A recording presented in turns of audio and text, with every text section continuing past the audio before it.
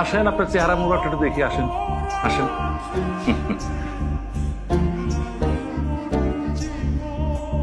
তুমি কখন আইছো?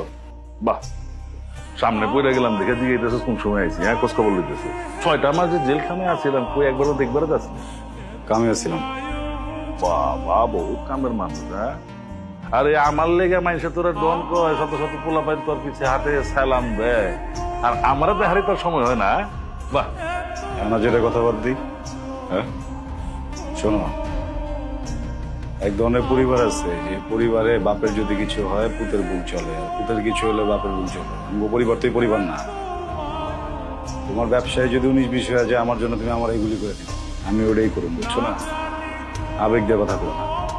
চুপ কর চুপ কর, এত পটর পটর করিস না, এত পেঁচাল আমার শুনিস না। ওই সাদি, আবার তুই বাপের লোকের কাজে শুরু করছস? আমি কিছুই শুরু করিনি। তোমার জামাইরে করে দেবো আমার জন্য যেন না ঝুলায়। এই, খারাপ। তুমি এই জায়গায়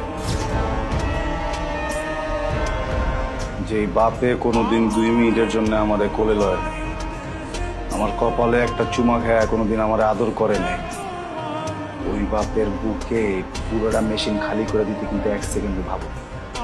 এটা মাথায় রেখে দিও।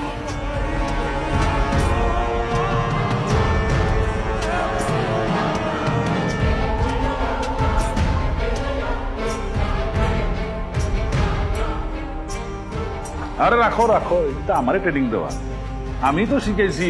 এত সোজা না গুলি চালায় দেওয়া, ঠেকাইলে গুলি চালান যায়, বহুত দেরি বহুত দেরি।